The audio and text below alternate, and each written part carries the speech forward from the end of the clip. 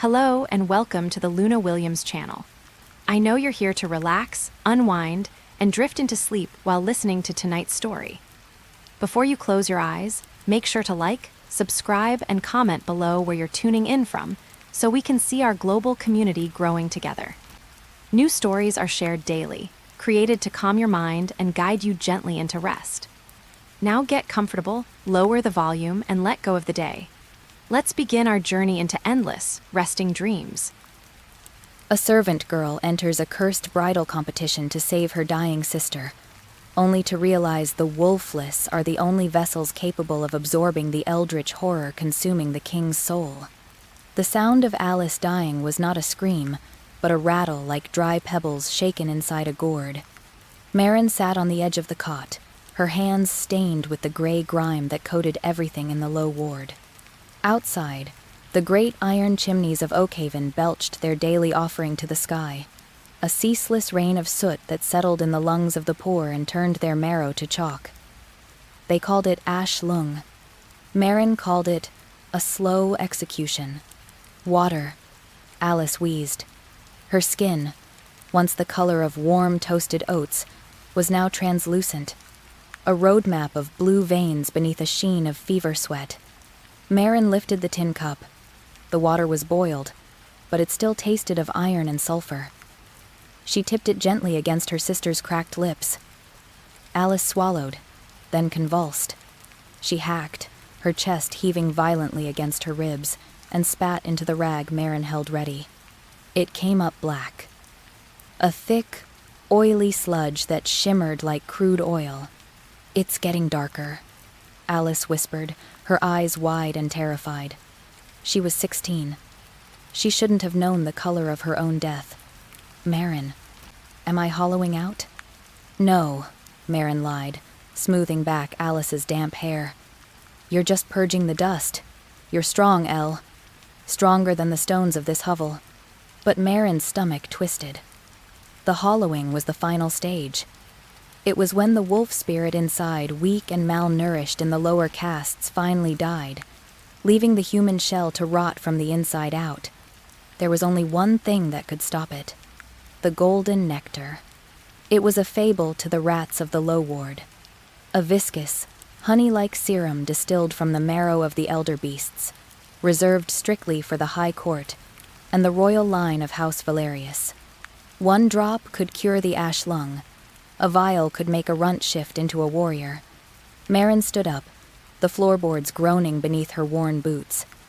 She was small for 20, her growth stunted by years of rationing, but her eyes were sharp, the color of oxidized copper. "Rest," Marin commanded softly. "I'm going to the scars. There was a landslide yesterday near the merchant road. Maybe a supply wagon tipped."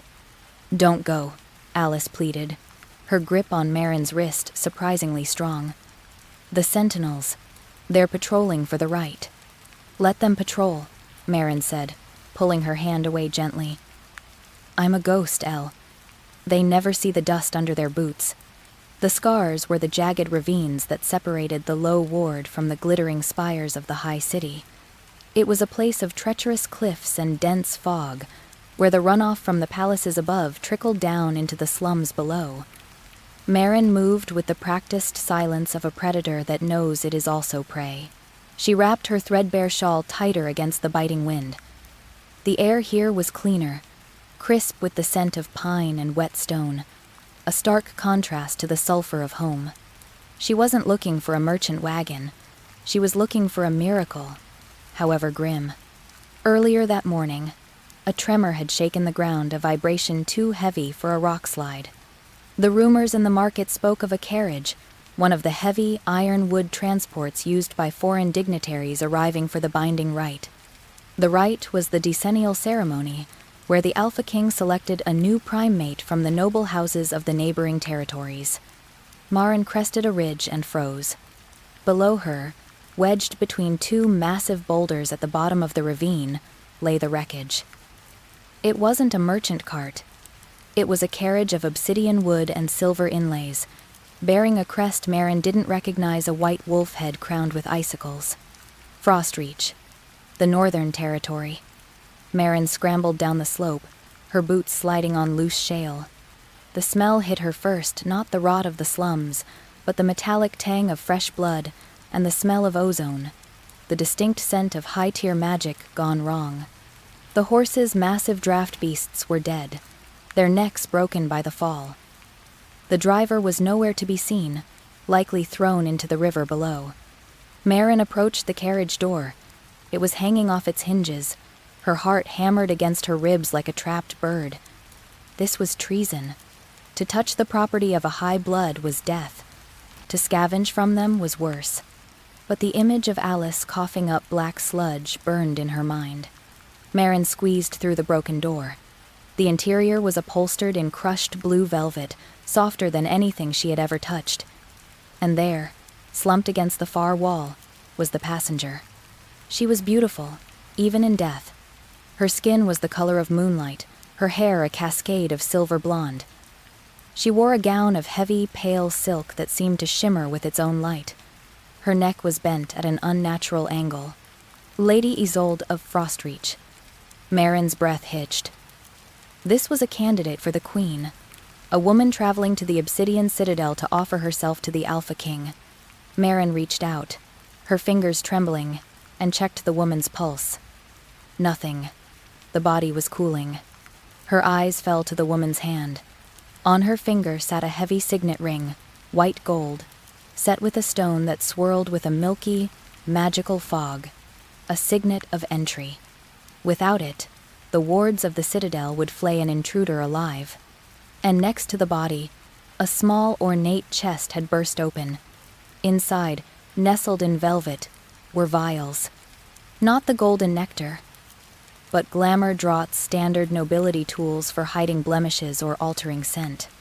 A plan, insane and suicidal, formed in Marin's mind. It wasn't a thought, it was an instinct, primal and desperate.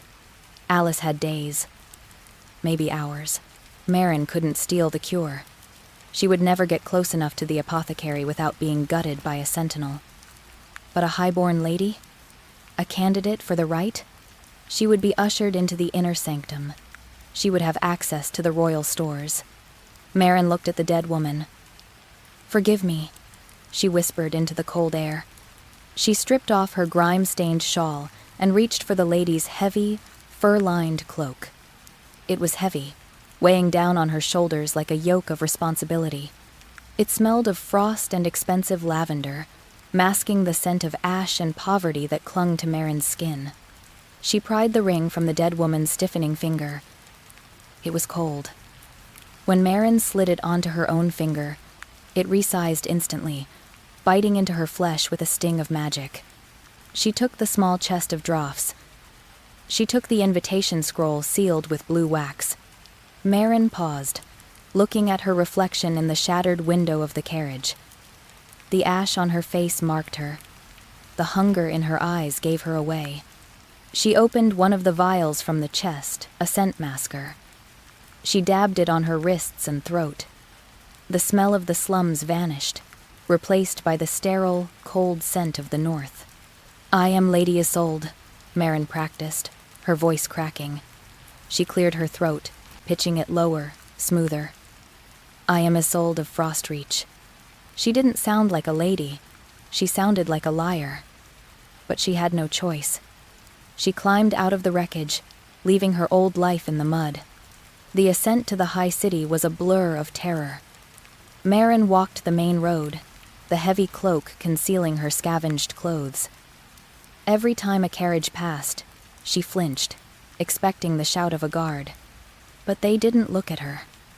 They saw the cloak, the crest, and they averted their eyes in deference. The Obsidian Citadel loomed ahead, a monstrosity of black stone and gold spires that tore at the clouds. It was built into the mountain itself, a fortress designed to keep the world out and the monsters in.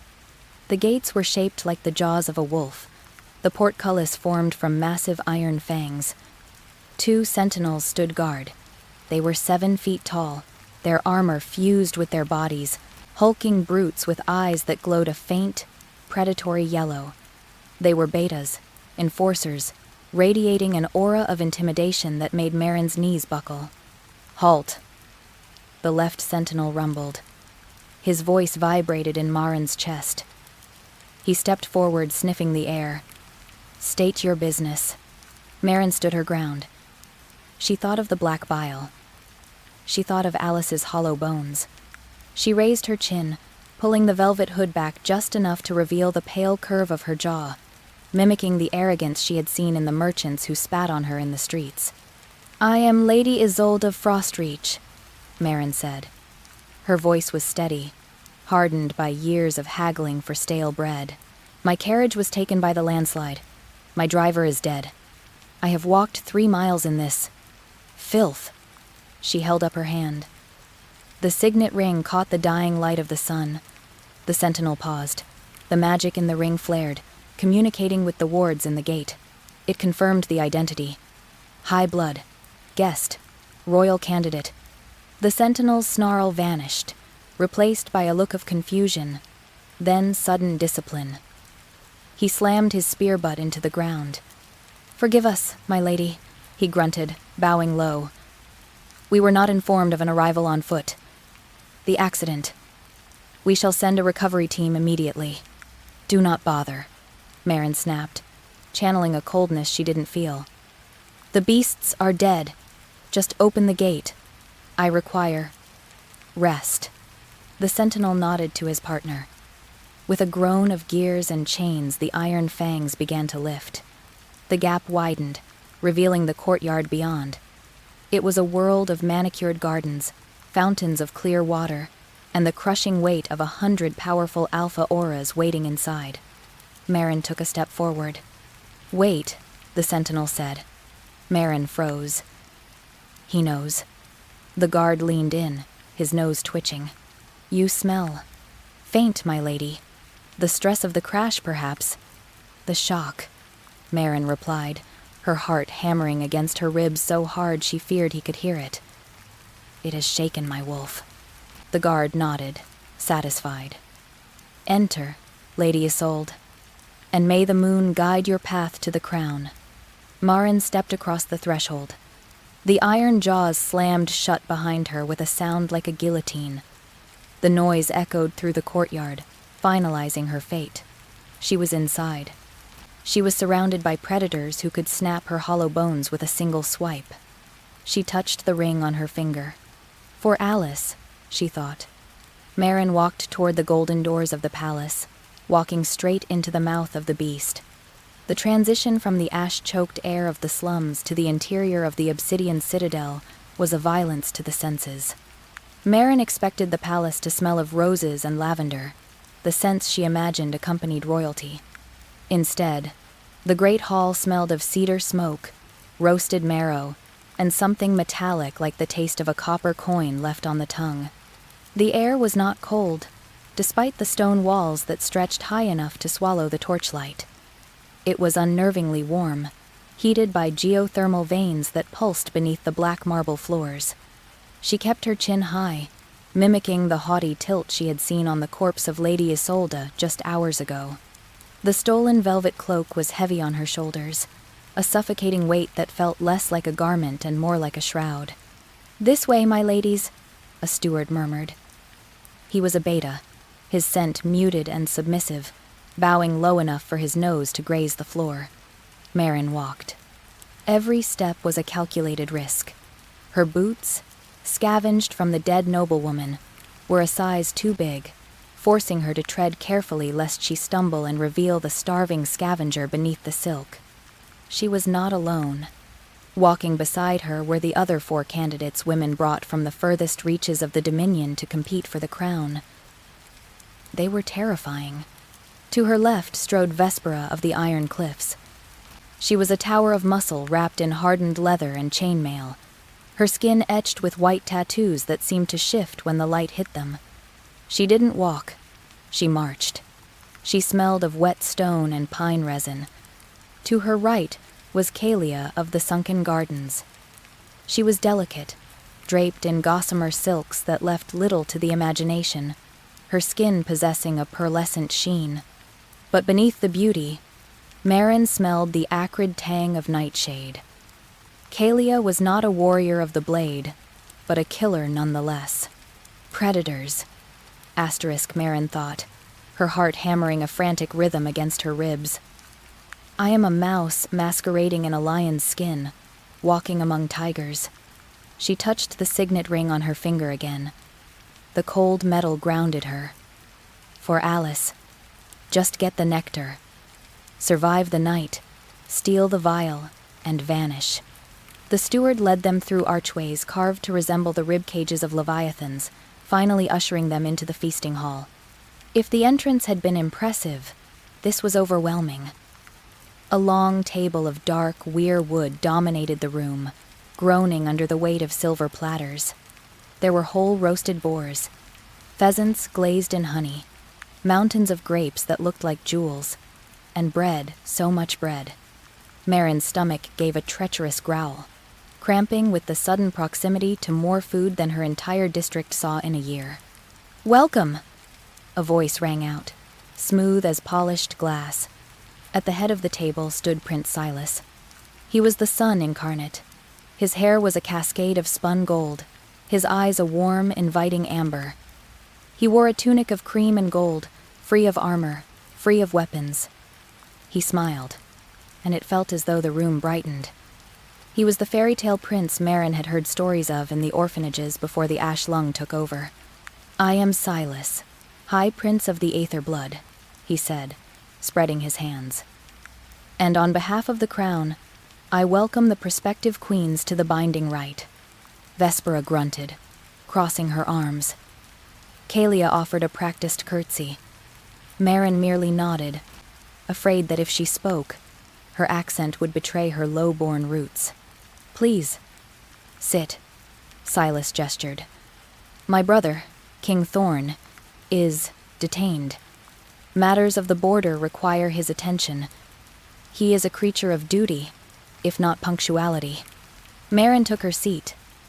A servant immediately poured wine into her goblet, a deep crimson vintage that smelled of plums and spices.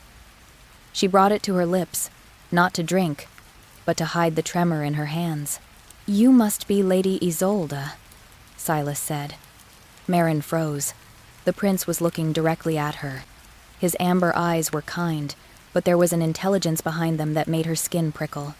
"I am," Marin said, her voice dropping an octave, trying to sound bored rather than terrified. The journey from Frostreach was arduous. "So I heard," Silas said, tilting his head. "A carriage accident near the ravine? We feared the worst. The driver perished," Marin lied, the taste of it ash in her mouth. "I survived." "Evidently." Silas smiled, raising his glass. "To survival, a trait we value highly in the Citadel." The feast began. Marin forced herself to eat slowly. Every instinct screamed at her to grab the pheasant with her bare hands and tear into it, to fill the hollow ache that had defined her life for years. Instead, she picked at the meat with a silver fork, watching the others. The women ate with a primal intensity. Vespera snapped bones with her teeth, sucking out the marrow. Kalia ate delicate bites, but her eyes darted around the room, assessing threats. "The king," Vespera rumbled, her voice like grinding stones. "Does he intend to starve us of his presence? Or is he simply too ugly to show his face?" Silas chuckled, a light, musical sound. "Thorn is complex. He does not enjoy the pageantry of the court. He prefers the hunt." "We are not prey," Kalia said softly, her voice melodic but edged with venom. "Are you not?" The voice didn't come from Silas. It came from the shadows at the far end of the hall. The temperature in the room plummeted. The torches nearest the entrance flickered and died, snuffed out by an unseen wind. Silas's smile didn't falter, but Marin saw the tension seize his jaw. "Brother," he said, "you've joined us." King Thorn did not make an entrance. He invaded the space. He was massive. If Silas was the sun, Thorn was the eclipse. He stood nearly 7 feet tall, his breadth blocking out the light from the corridor behind him. He wore no silk, no velvet, no crown. He was clad in armor of dull, beaten iron, dented and scratched from recent use. A cloak of black wolf fur hung from his shoulders, matted with snow and something darker. He didn't walk, he stalked. His movements were fluid, silent, and predatory. As he moved closer, the scent hit Maren. It wasn't the pleasant smell of the feast. It was the smell of ozone, the sharp electric scent of a storm about to break mixed with the coppery tang of fresh blood. He ignored Silas. He ignored the empty chair at the head of the table. He walked along the length of the seated candidates, his heavy boots making no sound on the stone. Maren stopped breathing. He passed Vespera without a glance. He ignored Kalia's alluring smile. He moved like a caged beast, testing the strength of its bars, radiating a raw, suffocating power that made the fine hairs on Maren's arms stand up. This was not a man. This was a monster, wearing human skin as a courtesy. He stopped behind Maren. She stared straight ahead at the roasted pig on the platter, her knuckles white as she gripped the table. Don't look. Don't breathe. He smells the lie. He smells the slum on you. Thorn leaned down. She could feel the heat radiating off him, furnace hot, contrasting with the chill that had entered the room. The smell of ozone intensified, making her dizzy. You smell. Thorn's voice was a low growl, a vibration that she felt in her chest more than she heard with her ears. It was the sound of tectonic plates shifting deep underground. Maren's heart stopped. He knows. Wrong, he finished. He wasn't speaking to the room. He was speaking to the air around her. Maren slowly turned her head. She had to. To look away was submission, and Isolde of Frostreach would not submit. She looked up, and for the first time, she saw the king's face. He was not handsome. A jagged scar ran from his left temple down to his jaw, cutting through a heavy brow and a beard trimmed short. His skin was pale, weathered by wind and war, but it was his eyes that stole the breath from her lungs. They were not amber like his brother's. They were silver, molten, swirling mercury with a vertical pupil that was blown wide, swallowing the iris. He stared at her, and Maren felt a physical blow to her chest. It wasn't fear. Fear was cold. This was gravity. It was a sudden, violent tethering, a hook sinking into her sternum and pulling her toward the darkness that clung to him. For a second, the sounds of the feast vanished. The clatter of silverware, the crackle of the fire, it all fell silent. There was only the sound of her blood rushing in her ears and the electric hum coming from him. Her hollow bones, frail from years of malnutrition, seemed to vibrate in the presence of his iron weight. "My lord," Maren whispered. It wasn't a greeting. It was a gasp. Thorn's nostrils flared. His silver eyes narrowed, scanning her face, searching for something. Confusion flickered across his scarred, features a beast baffled by a scent it couldn't recognize. "Isolde of Frostreach?" Silas interjected, his voice loud, cutting the tension like a knife. "She has had a long journey, Thorn. Do not frighten our guests before the first trial has even begun." The connection snapped. Thorn straightened, the mercury in his eyes cooling back to a dull steel gray. He looked away from Maren, as if she were of no consequence, though his hand lingered on the back of her chair for a fraction of a second too long. The wood groaned under his grip. "Frighten?" Thorn rumbled, addressing his brother but staring at the wall. "If she is frightened by a look, Silas, she will not survive the night. The shadows do not care for pedigree." He turned and walked away from the table, toward the shadows from which he came. He hadn't eaten. He hadn't sat. He had simply prowled through the room to inspect the meat. "Eat," Thorn called out over his shoulder, his voice echoing off the vaulted ceiling. "Fatten yourselves.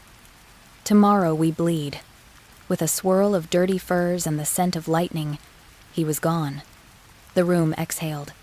Kalia let out a shaky breath, reaching for her wine. Vespera gripped her knife so hard the handle creaked. But Marin couldn't move. She couldn't lift her fork. Her skin burned where his presence had been. The spot in her chest where the pull had anchored itself ached with a phantom pain. She looked down at her hand. The stolen ring on her finger felt suddenly insignificant. She had worried about being caught by guards or exposed by courtiers. She had worried about playing the part of a noble. But as she stared at the empty archway where the king had vanished, Marin realized the true danger wasn't discovery. It was the fact that when the monster had looked at her, the darkness inside her hadn't recoiled. It had reached back. The descent into the underbelly of the citadel felt less like a procession and more like a funeral march. Marin walked in a line of 12 women, the silk of her borrowed gown rustling against the cold, damp stone of the spiral staircase. The air here was different than in the opulence. It did not smell of roasted boar and spiced wine.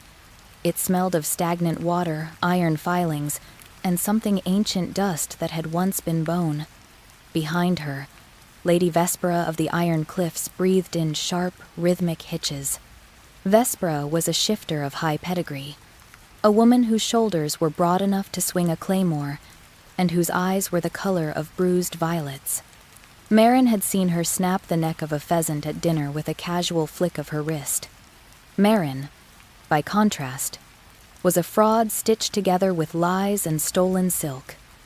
She was human frail, breakable, and entirely out of place in a court governed by the law of claw and fang. "Straighten your spine," Vespera hissed, her voice a low growl that vibrated against Marin's shoulder blades. "If you cower before the rite begins, the stone will eat you alive." Marin straightened, not out of pride, but out of the desperate need to keep her lungs expanding against the corset. She wasn't afraid of the stone. She was afraid of what waited at the bottom of the stairs. They emerged into the ossuary of first breath. It was a cavernous amphitheater hewn from obsidian, the walls lined with the skulls of the kingdom's ancestral wolves. Torches burned with a strange pale blue flame, casting long, jittering shadows that seemed to dance independently of the flickering light. In the center of the room stood a raised dais. To the left stood Prince Silas, his golden beauty dimmed by the oppressive gloom. To the right stood High Priest Vex. Vex was a nightmare draped in velvet. He was a withered creature, his skin pulling tight over a skull that seemed too large for his face. He wore a blindfold of intricate silver lace, yet his head tracked the movement of the women with predatory precision. But it was the figure on the central throne of black basalt that sucked the air from the room. King Thorn. He had removed his helmet. His face was a landscape of violence. A jagged scar tore from his temple to his jaw, pulling his lip into a permanent, cynical snarl. His hair was a chaotic mane of black, streaked with premature gray.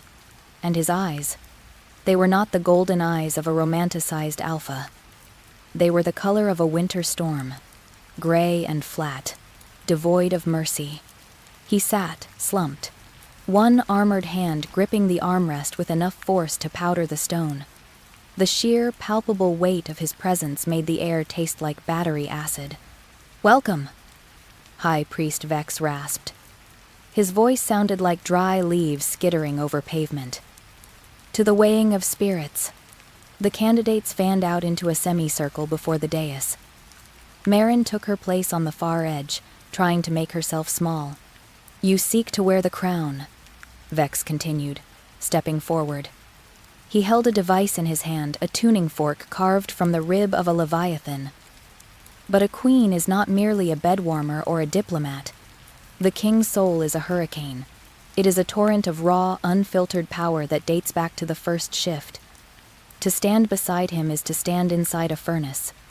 Thorn didn't move. He didn't even look at them. He stared at the floor, his chest heaving slowly, as if simply existing required immense effort.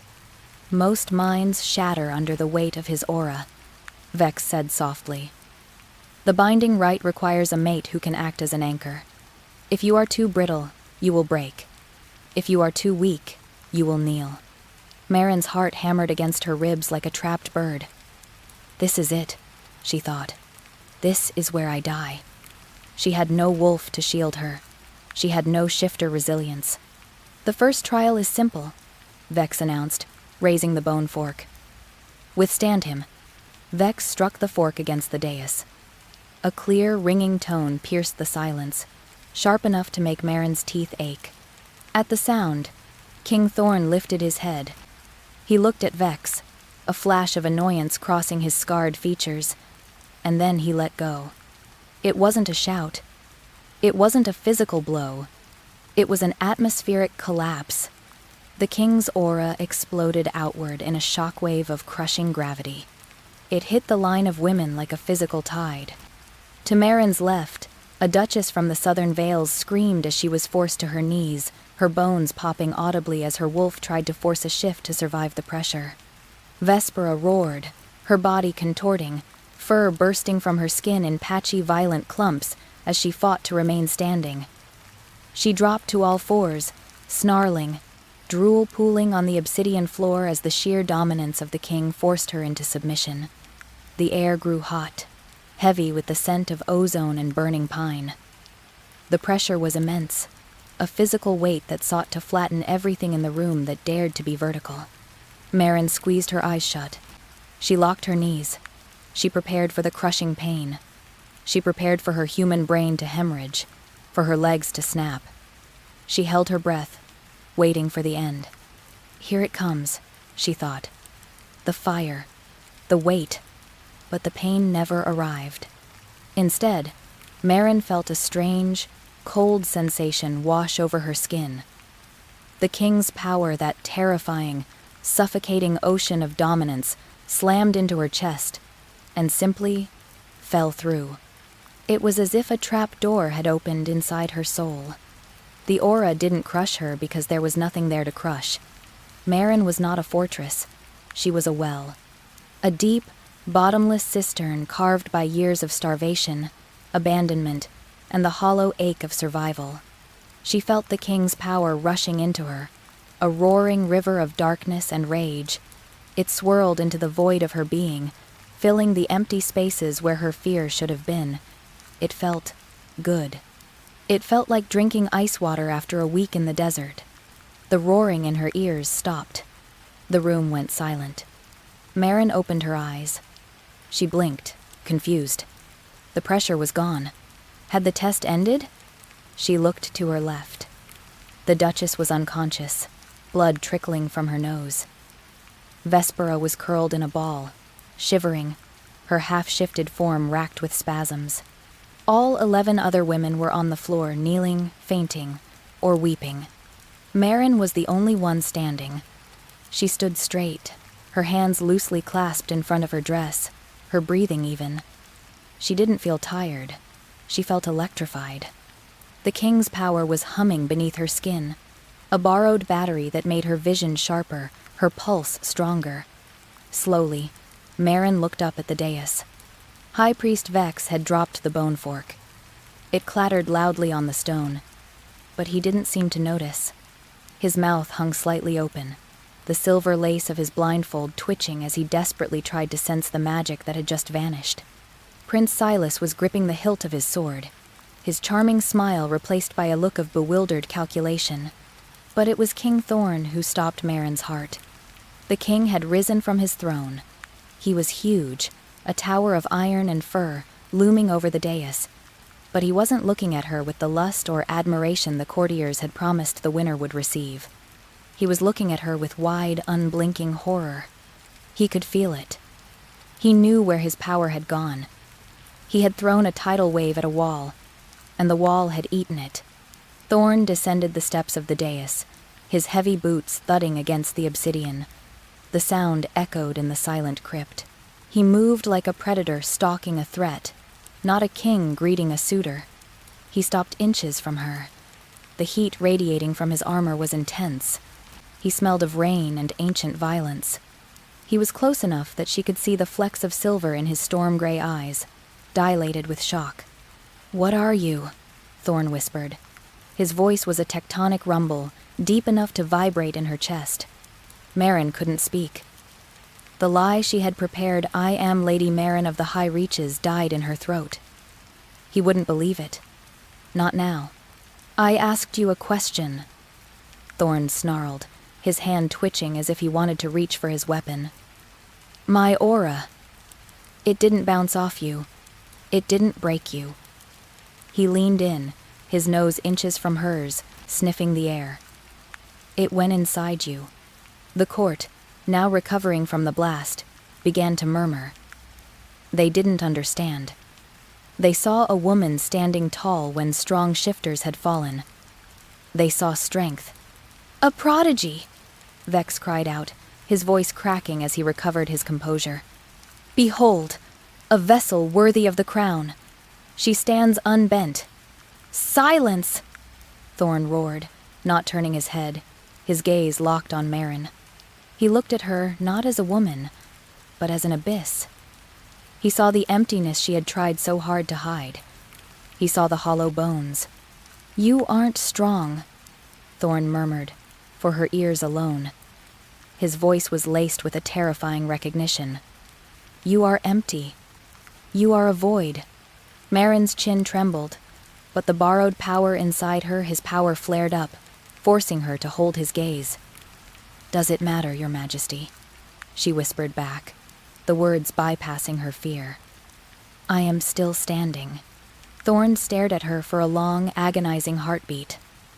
The horror in his eyes slowly shifted, cooling into a dark, calculating curiosity. He looked at the unconscious shifters around her, then back to the small, fragile-looking woman who had just swallowed his rage whole. "Gods help us all," Thorn breathed. He stepped back, turning his back on her with a swirl of his fur cloak. "She passes," the king announced to the silent room. His voice was flat, dead. "Get her out of my sight before I change my mind and gut her to see where the magic went." As guards rushed forward to escort the candidates away, Marin felt the borrowed power beginning to fade, leaving her colder and emptier than she had ever been before. But as she was led away, she felt a phantom sensation against her spine. A heavy, magnetic pull. She glanced back. Thorn was watching her leave.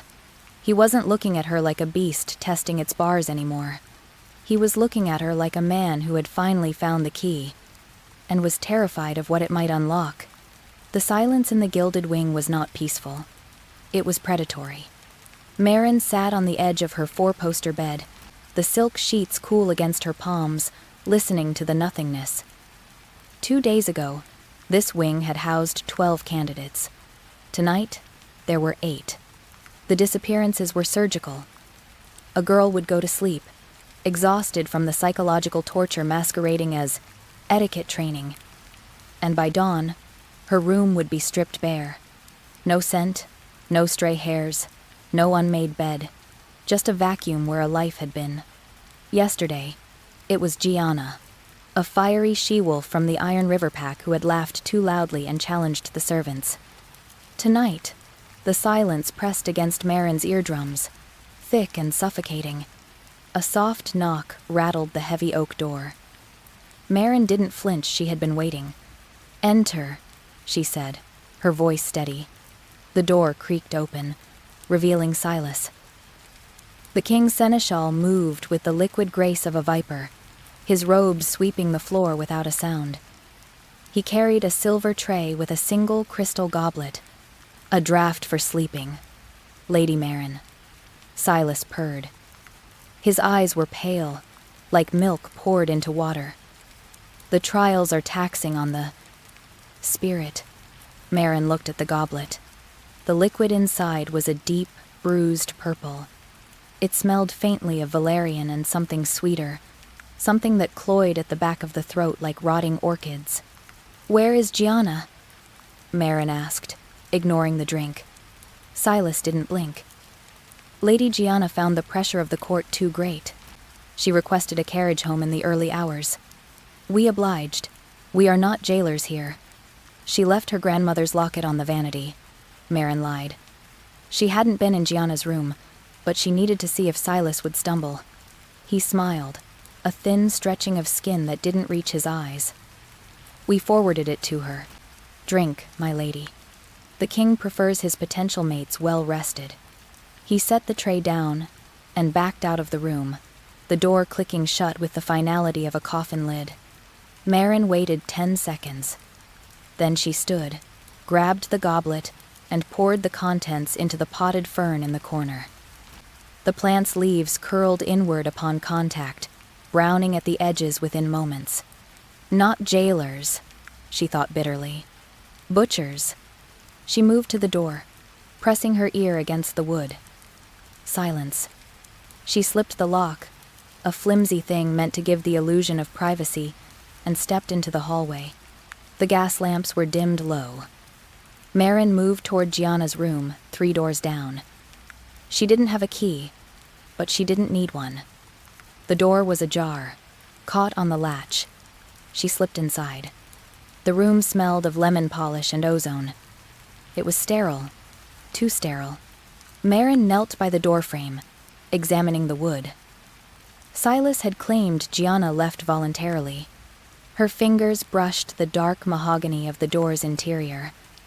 The wood was tacky. She leaned closer, squinting in the gloom. Deep gouges marred the surface, 4 parallel lines torn into the grain at waist height. Claw marks. Someone had tried to hold onto the door while being dragged backward. The gouges were filled with fresh wood putty, hastily painted over, but the varnish hadn't dried. Marin's heart hammered a frantic rhythm against her ribs. This wasn't a competition. It was a culling. She needed the antidote. The purple drink wasn't just a sedative. It was likely a suppressant, something to keep the candidate's wolves docile, unable to shift or fight back when the voluntary departure crew arrived. Marin didn't have a wolf, but her body still reacted to the alchemical toxins. Her head was swimming, a dull throb behind her eyes that warned of encroaching unconsciousness. She had smelled the ingredients: nightshade, valerian, and crone's bane. She knew the layout of the castle from the stolen maps she'd memorized weeks ago. The royal apothecary was 2 floors down, in the stone belly of the keep. Marin slipped out of the room, merging with the shadows. The castle of Oakhaven was not built. It felt grown. The stone walls were veined with streaks of obsidian that seemed to pulse in the periphery of her vision. The air grew colder, the deeper she descended, the plush carpets of the gilded wing replaced by cold, unforgiving slate. "Down here," the castle whispered. It wasn't wind.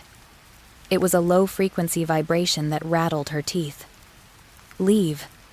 The stones seemed to groan. Hungry, Marin rounded a corner, her soft-soled boots making no sound. She spotted the heavy iron door of the apothecary ahead. Hope flared in her chest. A shadow detached itself from the wall. It wasn't a guard. It was too large, the silhouette too jagged.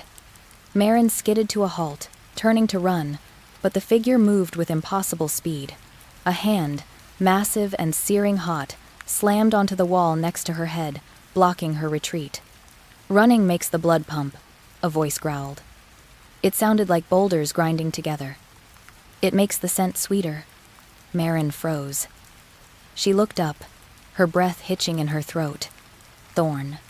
The king's brother towered over her. Up close, the damage to him was terrifyingly visible. The scars that crisscrossed his chest and neck weren't just healed wounds. They were glowing faintly with a sickly, necrotic green light. His skin was pale, sweat sheening his brow despite the dungeon's chill. But it was his eyes that terrified her. Yesterday, they had been a piercing gold. Tonight, the gold was being swallowed by a milky, cataracts-like darkness. "Let me pass," Marin whispered, channeling every ounce of bravado she possessed. Thorn laughed, a dry, hacking sound. He leaned in, his nose inches from her neck. He smelled of rain, steel, and something rotting like meat left in the sun. "You possess a hollow soul," Thorn murmured, his words slurring slightly. "I watched you in the court. The king's aura. You drank it. Like a parasite." "I survived it," Marin corrected. pressing her back against the cold stone. There is a difference. Is there? Thorn's other hand came up, boxing her in. He wasn't touching her, but the heat radiating from his body was suffocating. His muscles were trembling, spasms rippling through his shoulders as if he were fighting an invisible weight. He lowered his head, his forehead resting against the stone wall beside her ear. He was breathing heavily, ragged gasps that sounded painful. "They are dying, you know," he rasped, not looking at her. "The ones who vanish, they aren't sent home." "I know," Marin said softly. "I saw the scratches." Thorn's head snapped up. The milky film in his eyes receded for a second, revealing the burning gold beneath. A moment of clarity in the madness. "You saw?" He gripped her shoulders then. His fingers dug into her flesh, bruisingly hard, but not with the intent to kill. It was the grip of a drowning man finding a piece of driftwood. "You see the cracks in the paint? Thorn, you're hurting me." He didn't let go. If anything, his grip tightened, his body shuddering violently. "Listen to me, hollow girl. This castle is a slaughterhouse. My brother, the thing that wears my brother's crown." He choked, a spasm of pain twisting his face. The green light in his scars flared brighter, pulsating. The rot axed through him. Thorn hissed through gritted teeth, forcing the words out past the agony. "It eats the strongest first. It wants the candidates. It wants their vitality to feed the stone." Marin stared at him, realization dawning. He wasn't the monster stalking the halls. He was the only one trying to hold the door shut. "Why are you telling me this?" "Because you are empty," Thorn groaned. He released her abruptly, stumbling back and bracing himself against the opposite wall. He clutched his chest, his claws scraping sparks against the stone. "The rot. It cannot find purchase in you. You are the anomaly." He looked at her, his face a mask of desperate exhaustion. "Get out. Leave tonight. Scale the walls. Bribe a guard. I don't care. If you stay for the second trial, the king will realize what you are. And he will not mate with you, Marin." Thorn's eyes went completely black for a second, his voice dropping to a demonic subharmonic. "He will consume you to fill the void." Then, the man returned, gasping for air. "Run," he wheezed. "Before I lose the leash." Marin took a step back, her heart thundering. She looked at the apothecary door, then back at the broken prince crumbling before her. "I can't run," she said, her voice trembling but resolute. "I have nowhere to go, and if I leave, he'll just find another 12 girls to feed to the walls." Thorn looked at her, and for the first time, the horror in his expression shifted. It became something akin to awe, or perhaps mourning. "Then you are already dead," he whispered. From down the corridor, the heavy sound of marching boots echoed against the stone. The royal guard. Thorn's head snapped toward the sound. He looked back at Marin, his eyes wild. "Hide. If they find you here, they will accelerate the process." He didn't wait for her to answer. Thorn pushed off the wall and roared a sound that shook the dust from the ceiling and charged toward the approaching guards, drawing their attention, drawing their fire. Marin didn't waste the distraction. She turned and melted into the darkness of a side passage, the echoes of Thorn's rage covering the sound of her escape. But as she fled, she couldn't shake the sensation of his hands on her shoulders. He hadn't just been warning her.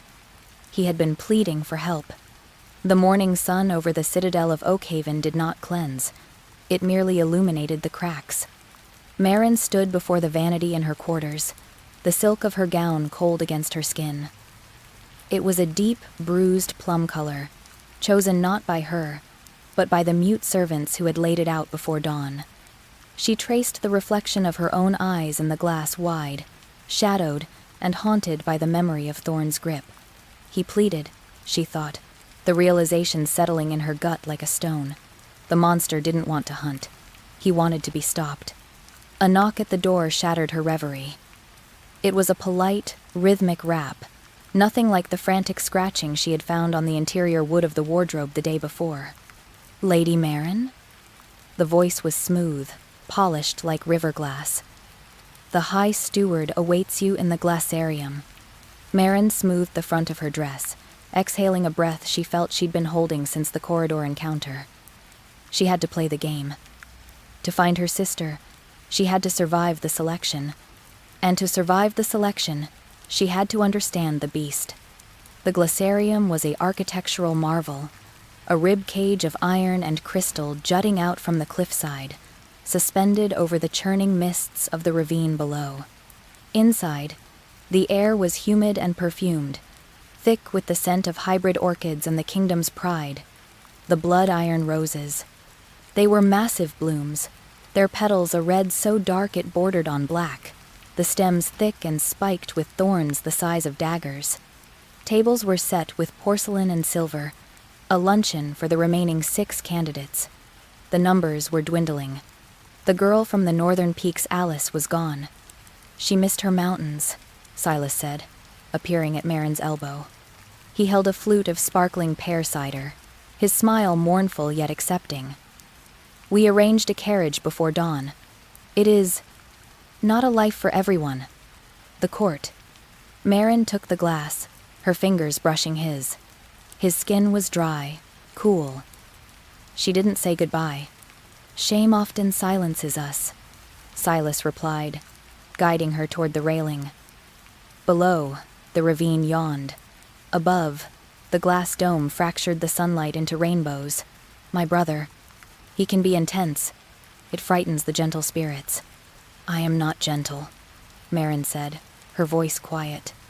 Silas chuckled, a low, rumbling sound that vibrated in his chest. He was the golden wolf to Thorn's shadow, blonde hair neatly cropped, eyes a warm, inviting hazel. He wore the velvet doublet of a scholar, not the armor of a warrior. "No, I suspect you are not. That is why you are still here, Marin." He leaned against the railing, looking up toward the upper balconies of the keep that overlooked the glass dome. "You met him last night," Silas said. "It wasn't a question." Marin stiffened. "I was lost. Thorn is unwell, Marin. People call him cruel. They call him the Butcher King because of the wars he fought to unify the valleys. But they do not understand the cost of the crown." Silas took a sip of his cider, his expression growing somber. "Magic in our bloodline isn't a gift. It is a pressure. Imagine a river dammed up, the water rising, rising, rising until the concrete screams. That is Thorn." Marin looked at him, surprised by the candor. "He told me to run.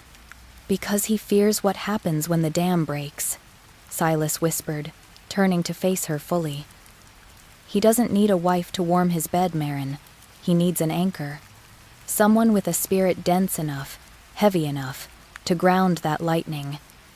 If he doesn't find a conduit soon, the magic will eat him alive. And when the king rots, the kingdom rots with him. The rot." Thorn had used that word. Suddenly, the ambient chatter of the other candidates died out. The silence swept through the glaciarium like a cold wind. Marin followed the collective gaze upward. High above the garden, on a stone balcony that protruded into the atrium, stood King Thorn. In the daylight, he looked less like a nightmare, and more like a ruin. He wore no crown, only a loose shirt of black linen that hung open at the chest, revealing skin that looked fever-hot. His dark hair was matted. His posture stooped as he gripped the stone balustrade with white-knuckled intensity. He wasn't looking at the women. He was staring at the flowers.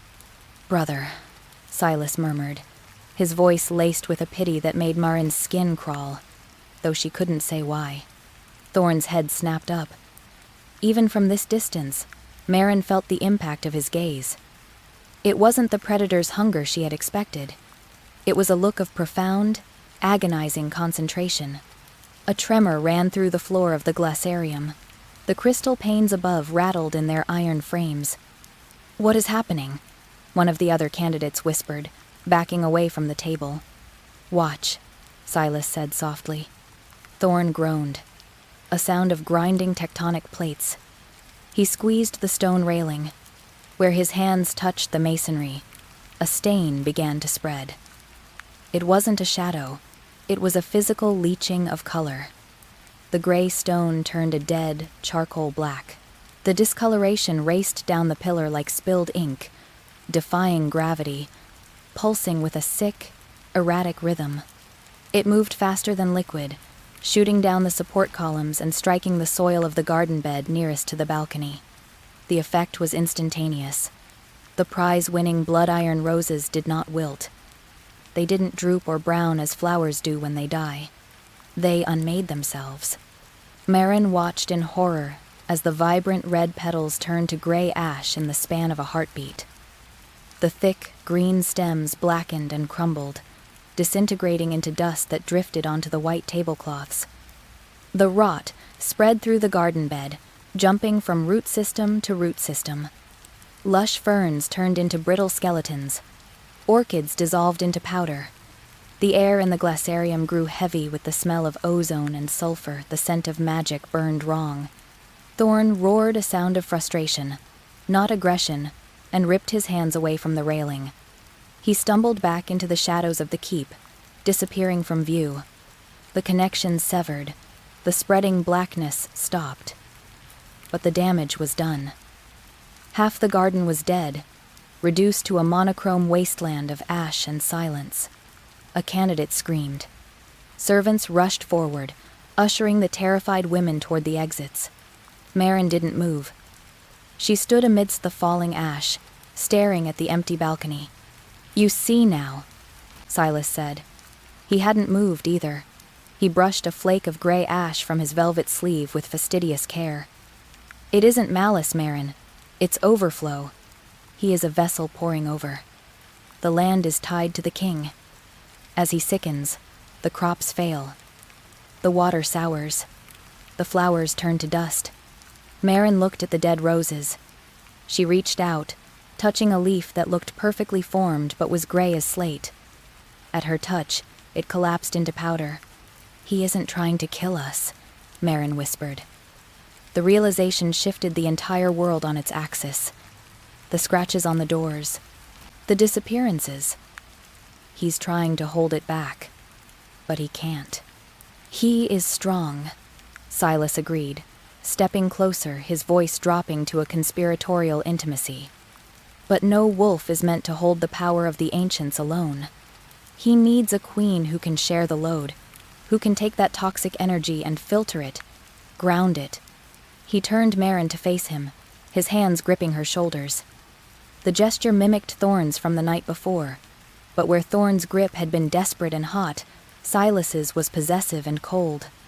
"My brother is dying, Lady Marin, and he will take Oakhaven with him, unless someone saves him from himself." Marin thought of her sister. Was she gone? Or had she been a failed experiment? Had she tried to ground the lightning and been burned to ash like these roses? If Marin ran now, as Thorn had begged, the rot would eventually consume the kingdom anyway. There would be nowhere to run to, and her sister would remain a ghost in these halls. But if the king wasn't a butcher, if he was a drowning man, how? Marin asked, her eyes locking with Silas's hazel gaze. How does one ground a storm? Silas smiled, and for the first time, Marin noticed that his canines were just a fraction too sharp, his charm a veneer over something predatory. But in her naivety, she mistook his hunger for hope. By getting close enough to touch the thunder without flinching, Silas said, "Tomorrow night is the moonless rite. The other girls are terrified. They will flee or they will fail. But you look at the ash, and you do not scream." He released her, stepping back. "Don't run, Marin. Fix him." Silas turned and walked away, his boots crunching softly on the layer of dead flower dust, leaving Marin alone in the silent, gray garden. She looked back up at the balcony. It was empty, but the blackened handprints remained on the stone, a permanent scar on the castle's face. Thorn wasn't the villain of this story. He was the bomb, and everyone else was just waiting for the timer to hit 0. Marin brushed the ash from her plum-colored dress. She wouldn't flee. She would climb the stairs. She would find the king, and she would find out if she was made of glass, or something that could weather the storm. The great hall of the Argentalis barely felt like a room. It felt like the inside of a beast's throat. Ribbed arches of white marble soared overhead, curving inward like the skeletal structure of some leviathan that had died with its mouth open to the sky. At the far end, dominating the raised dais, sat the first howl, a statue carved from meteoric iron, rugged and black, depicting a wolf in the throes of transformation. Its eyes were hollowed pits, awaiting the offering. Marin stood in the line of 7 candidates, the silk of her plum-colored dress sticking to the cold sweat on her lower back. The air smelled of ozone and crushed juniper, a scent designed to mask the underlying copper tang of blood. She looked toward the gallery. Silas was there. He stood near a pillar, clad in a tunic of cream and gold, the perfect image of the benevolent younger prince. He caught her eye and offered a small, tight smile, a gesture that said, "Trust me." Marin exhaled, forcing her heart rate to slow. "I am not glass," she reminded herself, echoing the resolve she'd found in the garden. "I am the stone that breaks the glass." She wasn't just doing this for the crown or the power. She was doing it to purge the sickness rotting the king, the same sickness she feared would eventually consume her sister back home. Silas had told her the king needed grounding. She would be his anchor. "Candidate Alice of the High Vallis," the herald intoned, his voice booming against the stone ribs. A tall, willowy woman stepped forward. She ascended the dais, took the obsidian dagger from the velvet cushion, and sliced her palm. She pressed her hand against the meteoric wolf's paw. A hum vibrated through the floor. For a heartbeat, nothing happened. Then, the iron veins of the statue flared with brilliant, molten gold. The light was warm, comforting. The court applauded politely. Alice beamed, wrapping her hand in linen as she stepped down. Accepted. Pure. Candidate Marin of the Hinterlands. The silence that followed her name was heavier than the others. She was the outlier, the one with no lineage, the girl from the edge of the map. Marin walked forward. The sound of her slippers on the marble seemed deafening. She ascended the stairs, her eyes fixed on the statue. Up close, the first howl was terrifying. The meteoric iron was pitted and scarred, ancient beyond reckoning. High Priest Vex stood beside the statue. He was a withered creature, his skin like parchment stretched over bird bones, his eyes milky with cataracts that saw more than the sighted. He extended the obsidian dagger. "Blood speaks the truth the tongue cannot," Vex rasped. Marin took the blade. It was heavy, cold enough to burn. For the king. For the kingdom. For my sister. She didn't hesitate. She drew the blade across her palm. The sting was sharp and immediate, a hot line of pain. She watched the red bead well up, heavy and dark. She pressed her palm against the cold iron of the wolf's paw. She waited for the warmth. She waited for the golden light that would prove Silas right, that would prove she belonged here. Instead, a chill shot up her arm, piercing her marrow. The statue let out a sound, not a hum, but a low, grinding groan, like tectonic plates shifting deep underground. The court went dead silent. The veins of the statue did not glow gold. From the hollow eyes of the wolf, a thick, viscous substance began to weep. It wasn't blood. It was black tar. It oozed down the iron snout, dripping onto Marin's hand, mixing with her red blood and turning it into a bubbling, corrosive sludge. The smell hit the room instantly. It was the scent of the dying roses in the garden. Rot. Stagnation. Old graves opened in the rain. Marin jerked her hand back, gasping. The black ichor clung to her skin, burning not with heat, but with a freezing numbness that made her fingers twitch. "Void blood!" Vex shrieked, his voice cracking into a hysteria that echoed off the vaulted ceiling. He pointed a trembling skeletal finger at her. "She carries the rot. She is a vessel of the hollow." The accusation acted like a physical blow. The courtiers surged to their feet, a sea of velvet and jewels recoiling in horror. Whispers erupted into shouts. "Heretic. Poison. Kill the witch before it spreads." Marin stumbled back, cradling her blackened hand against her chest. "No," she stammered, her voice small against the rising tide of hatred. "No, I don't understand." She spun around, searching the gallery frantically. She needed Silas. He knew the truth. He knew she was trying to help. He would stop this madness. She found him. Silas hadn't moved. He stood by the pillar, one hand resting casually on the stone. The panic that ravaged the rest of the court was entirely absent from his face. He wasn't rushing to the railing to defend her. He wasn't shouting for order. He was watching her. His expression was stripped of the brotherly warmth he had worn so well.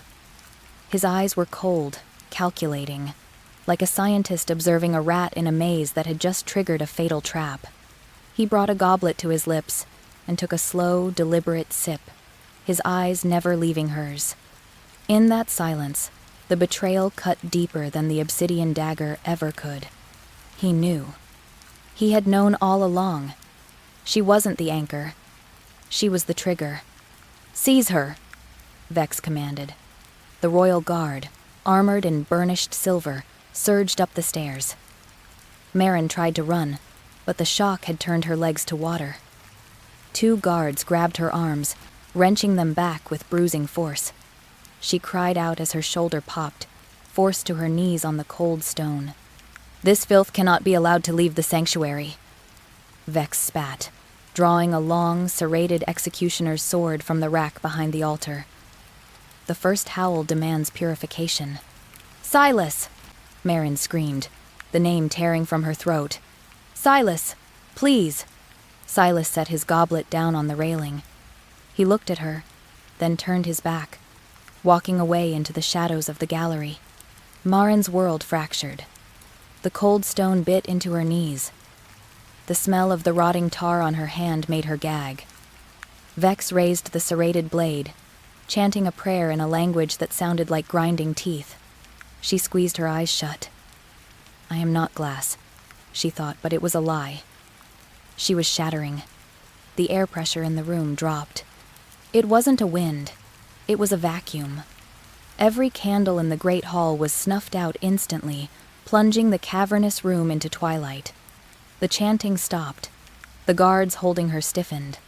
A sound tore through the silence, wet, heavy, and violent, like meat tearing from bone. Thud. Something landed on the dais between Marin and the high priest. The impact cracked the marble floor, sending spiderwebs of fissures racing outward. Dust billowed up. Marin opened her eyes. Thorn. But it wasn't the king she had seen on the balcony. He was crouched on all fours, his fine clothing shredded at the shoulders. He was shifting, but it was nothing like the legends described. It was a masterpiece of agony. His spine had erupted through his skin, forming a jagged ridge of exposed, white bone plates. His hands were elongated, the fingers tipped with obsidian talons that scraped sparks against the stone. Shadows didn't just surround him. They bled out of him, a thick, inky smoke that coiled like living tendrils. His face was a nightmare of duality. The jaw was unhinged, extended into a lupine muzzle made of bone and shadow, but the eyes were human, burning with a violet, nuclear fury. Vex froze, the sword trembling in his hands. "My king, the ritual. She is tainted." Thorn rose to his full height. He was massive, a towering monstrosity of hollow bone and swirling darkness. He didn't speak. A low, vibrating growl emanated from his chest, shaking the very teeth in Marin's skull. He moved with a speed that defied physics. One backhanded swipe of a clawed hand sent Vex flying. The high priest struck the altar with a sickening crunch and slumped to the floor, unconscious or dead. The guards released Marin instantly, scrambling backward, their halberds clattering to the floor. No one dared challenge the monster on the throne. Thorn turned slowly to face Marin. She couldn't breathe. Up close, the heat radiating from him was intense, smelling of ozone and petrichor. The shadows leaking from his skin brushed against her face, cold and dry. He was terrifying, a creature made to kill gods. But when he looked at her, the violet fire in his eyes dimmed just a fraction. He looked at the black tar staining her hand, the mark of her rejection, the mark of her heresy. He reached out. His hand, half human and half claw, was terrifyingly large. Marin flinched, expecting death. Instead, he took her blackened hand in his. The contact sent a jolt of electricity through her that nearly stopped her heart. The shadows on his skin lapped at the tar on hers, consuming it, drinking the corruption that had made the statue weep. Thorn leaned down, his bone-ridged face inches from hers. His voice was a distorted rasp, layering a human baritone over the growl of a beast. "They call you cursed," he snarled, the sound echoing through the paralyzed hall. He pulled her to her feet, dragging her against his chest. The bone spurs on his sternum pressed hard against her, but he didn't cut her. He turned to the court, to the terrified nobles, to the empty spot where Silas had stood. "I call you mine." He didn't wait for a reaction. He didn't wait for permission. Thorn swept an arm around her waist, lifting her off her feet as if she weighed nothing. "The trial is over," he roared, the sound shattering the stained glass windows high above. Then, he launched himself from the dais. He didn't run toward the exit. He ran toward the shadows. He carried her not into the safety of the light, but deeper into the dark heart of the citadel, taking his sacrificial lamb into the very belly of the beast. The air in the king's chambers did not smell of power. It smelled of sickness. It was a cloying, sweet scent, like lilies left too long in a vase, masking the copper tang of old blood. Marin hit the floor hard, her knees skidding across polished obsidian. The breath left her lungs in a sharp gasp, but she scrambled backward instantly, pressing her spine against the heavy oak door that had just been slammed shut and bolted. "Stay back," she hissed, though the command lacked the bite of authority. Her hands were still trembling from the trial, from the black tar that had wept from the stone wolf, and from the executioner's axe that had missed her neck by a heartbeat. King Thorn did not advance. He collapsed. He fell against a massive 4-poster bed draped in velvet, the color of dried plums. The monstrous silhouette that had carried her through the labyrinthine corridors of the citadel was receding, but it was not a graceful shift. In the stories Marin had heard as a pup, shifting was fluid, a ripple of water. This was a fracture. Thorn groaned, a sound that was half human, half grinding stone. His spine arched violently. The shadows that clung to his shoulders like a cloak of smoke evaporated, revealing the man beneath. But the man was ruined. He tore at the collar of his tunic, gasping for air. Where his skin was exposed, Marin saw the truth. Veins of charcoal black webbed up his neck, pulsing with a necrotic rhythm. He wasn't just turning back into a human. He was rotting from the inside out.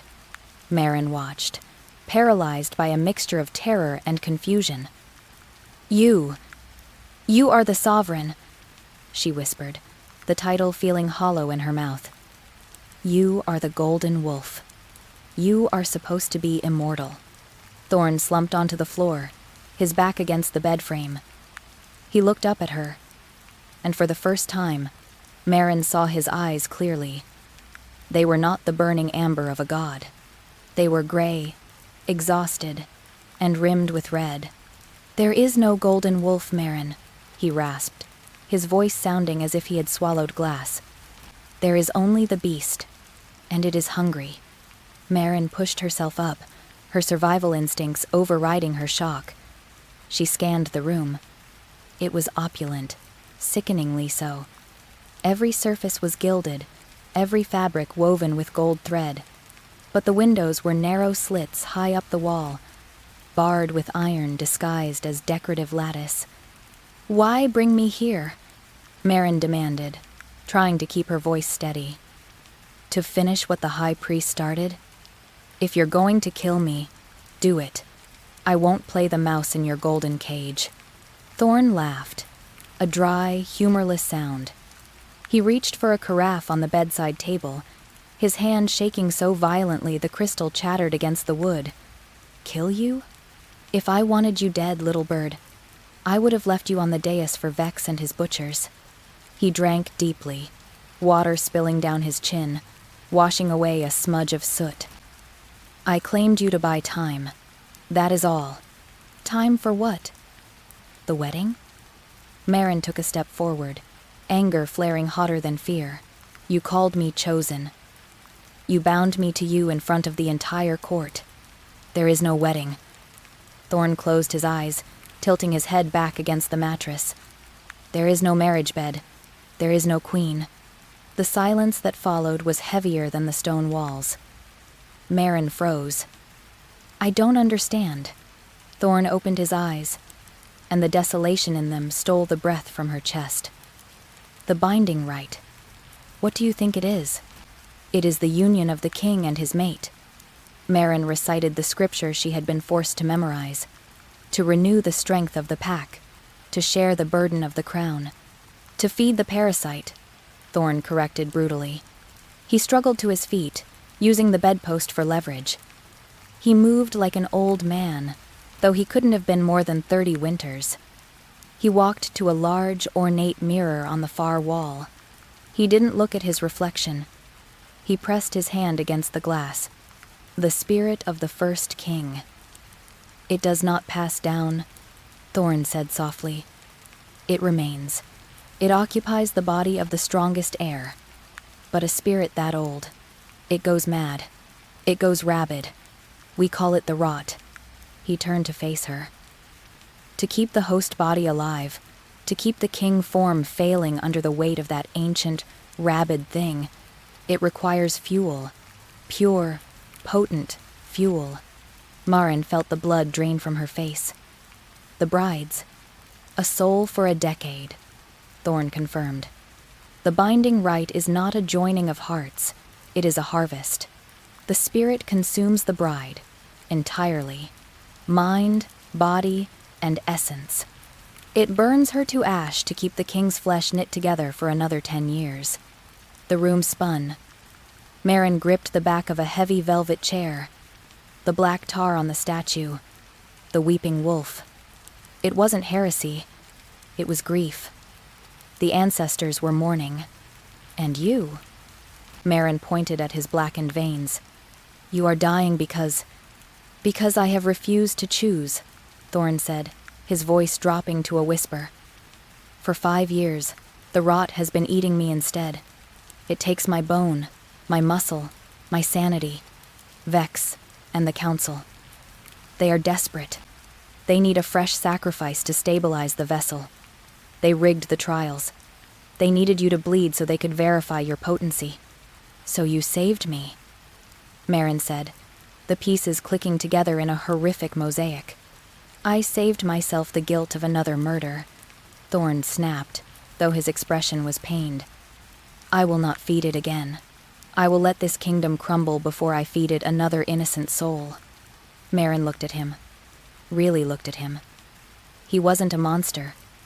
He was a dam, holding back a flood of darkness, cracking under the pressure. "If there is no wedding," Marin said slowly, her mind racing to the one thing that mattered, the reason she had entered this cursed contest in the first place, "then there is no access to the royal vaults. There is no elixir of Ys." Thorn went still. He looked at her with a strange pity. "The elixir? That is why you came? For the cure to the wasting sickness?" "My sister," Marin admitted, her voice breaking. "She has weeks. They said the king holds the only cure." Thorn walked over to a heavy iron cabinet in the corner. He unlocked it with a touch of his blackened finger. Blood magic. Marin realized with a shudder. The door swung open. Inside, On a velvet pillow sat a single vial of iridescent red liquid. It glowed with an inner light, pulsing faintly like a heartbeat. He picked it up and held it out to her. Maren reached for it, hope surging through her. "You have it!" "Take it," Thorn said. She snatched the vial, clutching it to her chest. It was warm. Warmer than it should be. "Do you know what that is, Maren?" Thorn asked quietly. Maren looked at the swirling red liquid. The antidote, distilled from the rare flowers of Ys. "There are no flowers in the Citadel," Thorn said, destroying her world with 6 words. "That is not plant matter. That is the distillate of the last bride, Queen Alice." Maren nearly dropped the vial. She stared at the red liquid, horror rising in her throat like bile. "The magic required to extend the king's life. The byproduct is that fluid," Thorn explained relentlessly. "It is life, condensed. Pure vitality. It cures the wasting sickness because it is literally a second life in a bottle. To save your sister, you must drink the blood of the woman I failed to save." Maren trembled. She looked at the vial, then at Thorn. She held death in her hand. Murder in a glass cage. If she took this to her sister, would she be saving her, or damning them both? "Why are you telling me this?" she whispered. "Because you need to know what we are," Thorn said. "We are not gods. We are leeches in golden crowns." He moved past her, toward the massive fireplace. He grabbed an iron poker and jammed it into the back of the hearth, twisting it. A mechanism groaned deep within the walls. The stone backing of the fireplace ground open, revealing a dark, damp passage. "The crypts," Thorn said, gesturing to the darkness. "They lead to the river, past the city walls. There is a boat waiting. It was meant for me, for the day I finally decided to run, but I am too far gone." He looked at her, his gray eyes piercing. "Go, Maren. Take the vial. Save your sister. The morality of it is a burden you can weigh later. But leave this place. If Vex finds you here, he will drag you to the altar, and I am too weak to stop him a second time." Maren looked at the dark tunnel, then back at the king. He stood tall, despite the rot eating his veins, a tragic figure in a room of stolen gold. "You're staying?" she asked. "The barrier must hold," Thorn said. "If the king flees, the spirit breaks free. It will consume the city. I must stay and let it finish me. You'll die." "I am already dead," he said softly. "Now go. Before the moon rises." Maren stepped toward the hearth, the warmth of the cure burning her palm. She looked back one last time. Thorn had turned away, staring at the barred windows, a prisoner in his own kingdom. She wanted to say something to thank him, to curse him, to save him, but the heavy thud of boots in the hallway outside cut her short. "Open the door!" Vex's voice screamed from the corridor, followed by the crash of a battering ram against the oak. "By order of the High Council, surrender the witch!" Thorn looked over his shoulder, his eyes flashing with a final, desperate resolve. "Run!" he roared. Maren didn't hesitate. She plunged into the darkness of the crypts, the stone grinding shut behind her, sealing her in the dark, just as the door to the king's chambers splintered inward. The stone slab ground shut, severing the light, the noise, and the last image of Thorn's face contorted in a snarl of grief. Maren did not stop to mourn the severing. She ran. The royal crypts beneath the citadel of Oakhaven were not merely a burial ground. They were the subterranean ribs of the mountain itself. The air here was older than the kingdom, thick with the mineral tang of limestone and the cloying sweetness of preservation spices, myrrh, dried nightshade, and the iron-copper scent of old blood. She moved by touch, her fingers trailing against rough-hewn walls that wept condensation. Every step was a gamble. Thorn had whispered the path. Left at the ossuary of kings, straight through the vein of silence, down until the water touches your ankles. Her heart hammered against her ribs. a frantic bird trapped in a cage. Her hollow nature, the defect that had defined her life as a cripple among shifters, usually left her feeling cold, disconnected from the vibrant, aggressive heat of the wolfkin. But now, that coldness was an asset. In the pitch black, she didn't rely on the heightened sight she didn't have. She relied on the desperate, human instinct to survive. She found the turn, the ossuary. She felt the carvings of skulls beneath her fingertips, vast and beastly. Left. She sprinted, her lungs burning, expecting at any moment to hear the heavy, thundering paws of the king's guard behind her. But there was only silence. A silence so profound it felt heavy, pressing against her eardrums like deep water. The path began to slope downward. The air grew frigid, the vein of silence. She was close. Thorn had said there was a grate that led to the river. Freedom. She rounded a corner, her hands outstretched, anticipating the damp draft of the river. Instead, her palms met warm, polished silk. Light flared not the warm orange of torchlight, but a sickly, alchemical phosphorescence that bloomed from crystals set into the ceiling. Marin skid to a halt, gasping, her boots scuffing on the stone floor. Standing 10 paces ahead of her, blocking the narrow archway, was High Priest Vex. He did not look like a man who had chased her. He looked like a man who had been waiting for hours. He stood perfectly still, his hands clasped within the deep sleeves of his ceremonial robes, garments woven from silver thread and the bleached fur of white stags. His face, pale and hairless, possessed the ageless, unlined smoothness of a river stone. An admirable attempt, Vex said.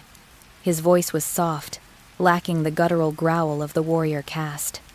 It was the voice of a man who dissected things for a living. Thorn always did have a soft heart. It creates messy variables. Marin backed away, her eyes darting to the shadows. Let me pass. Pass? Vex tilted his head, his eyes entirely black, with no division between iris and pupil glinting in the pale light. To the river? To the mud? You are a guest of the crown, my dear. We have not even begun the festivities. Thorn ordered you to let me go. She lied, her voice trembling but loud. Vex chuckled. It was a dry sound, like dead leaves skittering over pavement. Thorn is a dying vessel. He orders the tides to stop, and yet the water rises. I serve the crown, girl, not the man wearing it. He took a step forward. Marin scrambled backward, turning to run back the way she came, but the shadows behind her solidified. The darkness itself seemed to knit together, forming a wall of viscous, inky matter. It wasn't magic. Shifters possessed no true magic, only biology and spirit, but this was the ancient art of the priesthood. Glyph work, manipulating the density of the air through harmonic resonance. She was trapped. Marin spun back to face him, pulling a jagged shard of stone from the floor, loose rubble she had tripped over. She held it out like a knife. Stay back, she hissed. Vex looked at the rock, then at her face. He stepped closer, unbothered.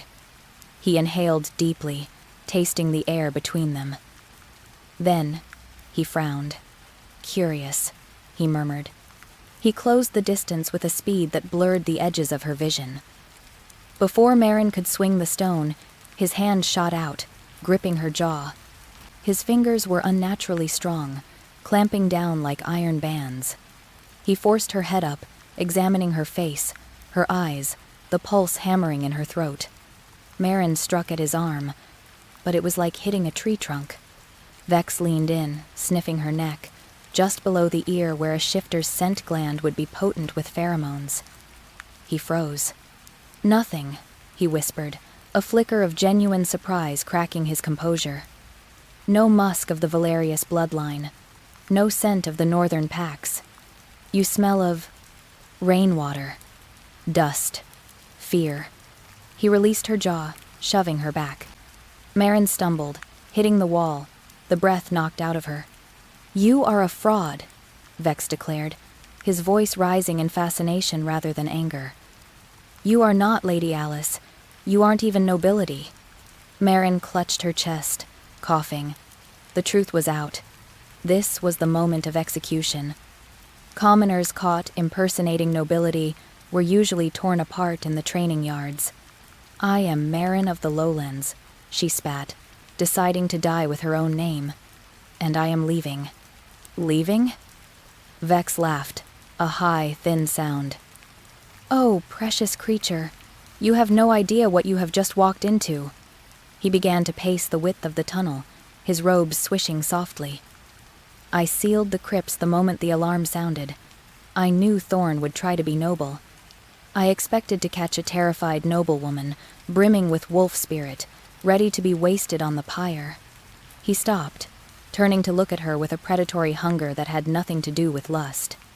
It was the look of a butcher eyeing a particularly unique cut of meat. But you!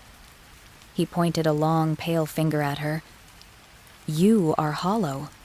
Marin flinched at the slur. I have no wolf. I know what I am. Do you? Vex stepped closer, his voice dropping to a conspiratorial whisper. Do you know why the right kills the brides, Marin? Marin stayed silent, pressing her back against the cold stone. The royal spirit, the golden crown, is not a ghost. It is a parasite, Vex explained, his tone clinical. It is an ancient, alpha consciousness that requires a host. When it inhabits the king, it burns through his life force. To keep the king alive, we must feed the spirit. We feed it the soul of a mate. He mimed a collision with his hands. When we bind a noble shifter bride to the king, her inner wolf fights back. It is a clash of spirits.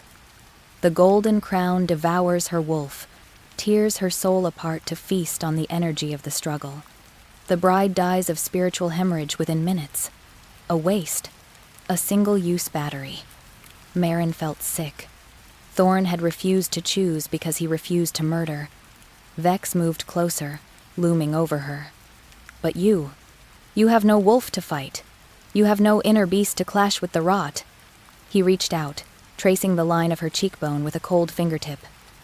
Marin shuddered but couldn't move. His presence was paralyzing, a heavy aura of dominance that bypassed her conscious mind. You are a vessel with no lid, Vex whispered, his eyes gleaming with madness. A bucket with no bottom. If I bind the rot to you, it won't have anything to kill. It will pour into you, searching for a soul to eat, and find only vacuum. Realization dawned on Marin, cold and sharp as ice water. He didn't want to kill her. He wanted to use her. I'm not a cure, she whispered, horror choking her voice. No. Vex smiled, revealing teeth that were filed to needle points. You are a filter. The noble brides are glass that shatters under pressure. You, my dear, hollow thing. You are a sponge. You could absorb the toxicity of the royal spirit, draw the madness out of the king, and survive it. You wouldn't die. He paused, his smile widening. You would simply suffer, eternally. An infinite reservoir for the king's corruption. Marin lunged. She didn't think. She just moved, driving the stone shard toward his eye. Vex didn't even blink. He caught her wrist in mid-air, twisting it until the bones snapped with a wet crack. Marin screamed, the sound echoing off the crypt walls, but the pain was distant, muffled by the shock. Fascinating, Vex murmured, ignoring her agony as he held her broken wrist. Even your pain response is duller. Your biology is trying to survive by shutting down. You were born for this. He placed his palm against her forehead. The ring on his finger, a jagged piece of obsidian, flared with violet light. Sleep, Marin of the Lowlands, Vex commanded. The king is dying, and his medicine has finally arrived. The darkness of the crypt didn't just surround her. It entered her. Her legs gave way. The last thing she felt was Vex's arms catching her, not with the tenderness of a lover, but with the possessiveness of an owner claiming a lost artifact. Her defect was not a mistake. It was a destiny she would have given anything to escape. Chapter 9. The False Light Dimmed. Chapter 9. The False Light Dimmed. The stone floor of the corridor didn't just scrape her skin. It felt as though the mountain itself was trying to erase her, dragging her down into its granite gullet. Marin's heels skidded uselessly against the polished basalt. 2 guards faceless beneath helms forged from the skulls of dire wolves held her by the arms, their grip bruisingly tight. She wasn't walking. She was being hauled. A sack of grain destined for the thresher. "Please," she gasped, the air in her lungs burning with the metallic tang of fear and the lingering scent of Vex's crypts. "Prince Silas. Take me to Prince Silas." To her right, keeping pace with a predator's silent grace, High Priest Vex smoothed the front of his robes. He didn't look at her. He was inspecting a smudge of grave dust on his sleeve with mild annoyance. "An audience is exactly what you are receiving, my dear Void," Vex murmured, his voice sounding like dry leaves skittering over pavement. "Though I advise against expecting tea." They burst through the heavy oaken doors of the sunken hall. This was not the public throne room, with its velvet drapes and sunlit clerestories. This was the heart of the mountain's machinery. The walls here were raw, jagged rock, illuminated only by bioluminescent moss cultivated in glass spheres that hung from the ceiling on iron chains. In the center of the room, surrounded by a complex array of runic circles etched into the floor, sat the onyx seat, and upon it sat Prince Silas. Marin's heart leaped, a desperate, foolish flutter of hope. Silas, the scholar. Silas, the one who had whispered to her in the library that the pack traditions were archaic. Silas, who had looked at her with soft, human eyes while his brother, the Alpha, raged in the dungeons. "Silas!" she screamed, tearing one arm free from a guard's grip just long enough to reach out. "Silas, help me! Vex! He's mad! He means to kill me!" The guard slammed her to her knees at the foot of the dais. The impact rattled her teeth, sending a jolt of pain up her spine. She scrambled forward, grasping the hem of Silas's pristine white tunic. "Tell them," she begged, looking up into his face. "Tell them, I'm not part of this. You said you wanted to change things. You said—" Silas looked down. He held a goblet of wine, the liquid dark and thick as arterial blood. He didn't pull his tunic away.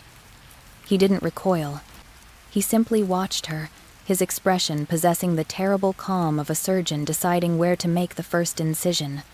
"I did say I wanted to change things, Marin," Silas said softly. He took a slow sip of wine. "I said the old ways of sacrifice were messy, inefficient, a waste of noble blood." He lowered the goblet and leaned forward, his elbows on his knees. "But I never said I would stop the machine. I merely said I intended to improve the fuel." The world seemed to tilt on its axis.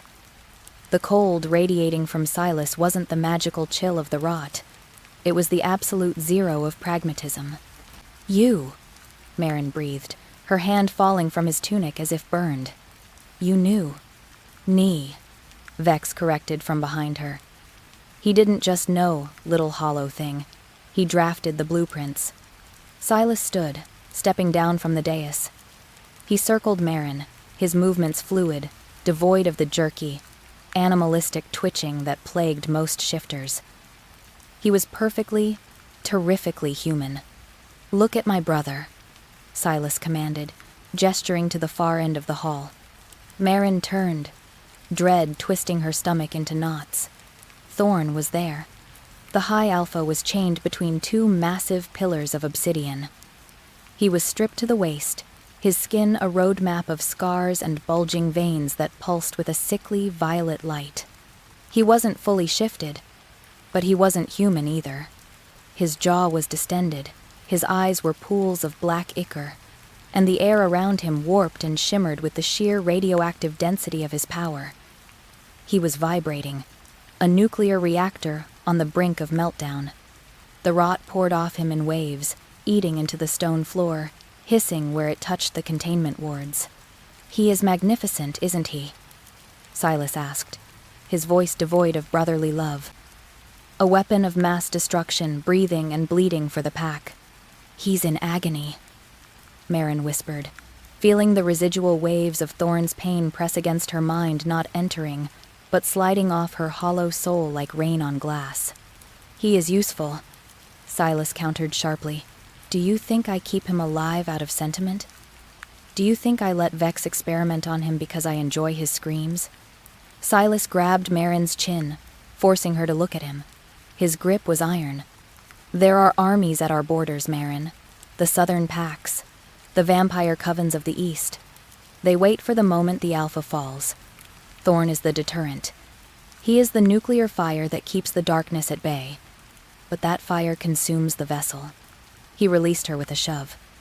"Every month, he generates more spiritual toxicity than 10 ordinary shifters. It burns out the grounding priests. It kills the healers. We were running out of disposable bodies to siphon the poison. Until you..." Vex chimed in, stepping forward with a small, velvet-lined box. "A biological impossibility. A woman with no soul echo, no spiritual resistance. A bucket with no bottom." "You're going to kill me," Marin said, her voice trembling but her eyes dry. The shock had burned the tears away. "No," Silas corrected, stepping back up to his throne. He sat, crossing his legs elegantly. "If we kill you, we have to find another. And you are unique. We aren't going to kill you, Marin. We are going to install you." Vex opened the box. Inside lay coils of wire, shimmering with a luster that was too bright, too yellow. "Gold," Vex explained, lifting a coil with a pair of silver tongs. "Highly conductive for biothaumaturgic energy. Better than copper. Better than bone." The guards seized Marin again. This time, they didn't just hold her. They strapped her arms to the sides of a slanted metal table that had been wheeled out from the shadows. The cold metal bit into her back. "Please," Marin whispered, but the word had no weight. It was a ghost of a sound. "Your empathy was your downfall," Silas noted, watching from his throne as if observing a play. "You saw a suffering beast and wanted to save him. You didn't realize that the beast is the only thing saving us, and I am the keeper of the cage." Vex loomed over her. He held a needle, a long, golden stylet attached to the wire. "This allows the transfer to be regulated," Vex said, his eyes gleaming with academic fervor. "Direct contact is messy. This will create a circuit, from Thorn, through the gold, into you. You will drink his madness, Marin. You will hold the rot within your empty bones so that he may remain clear-headed enough to command the legions." "It will hurt," Silas added, almost gently. "I won't lie to you. It will feel like your marrow is boiling, but you will live. And next month, we will do it again," Marin thrashed, straining against the leather straps until her wrists bled. "I am not a thing. I am not a battery. You are a commoner who lied her way into a court of wolves," Silas said, his voice dropping to a dangerous growl. "You wanted a crown? You wanted to be close to the power? Congratulations, Marin. You are about to become the most important piece of furniture in the kingdom." Vex nodded to the guards. One held Marin's head steady. "The meridian point," Vex muttered, pressing his thumb against the soft skin just below her clavicle. "Here." Marin screamed as the golden needle pierced her skin. It wasn't a sharp prick. It was a searing invasion. Vex didn't stop at the surface. He threaded the wire under her skin, weaving the conductive gold through the muscle, stitching her into the system. She gasped, arching her back, her vision whitening. 1, Vex counted. He moved to her other shoulder. The second needle slid in. The pain was absolute, a white-hot line of fire tracing the path of the metal through her flesh. 2. Silas watched, sipping his wine. He didn't look away. He didn't blink. He was the architect of this atrocity, and he admired the symmetry of it. "Connect her," Silas ordered. Vex took the loose ends of the gold wires protruding from Marin's skin. He walked toward the obsidian pillars where Thorn hung, half-conscious, drooling venom. Vex attached the wires to the iron manacles binding the Alpha.